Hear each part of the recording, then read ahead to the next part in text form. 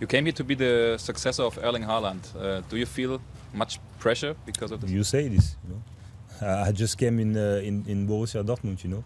I don't come after someone or something like that, you know. Just I came here because they needed my quality, you know. So I will do my best to give them back the confidence that they put in me.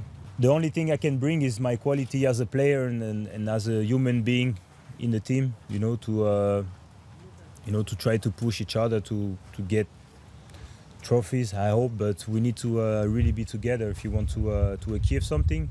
And like I said, they know the qualities I have, and I hope it will work with the team and it will be useful for everyone.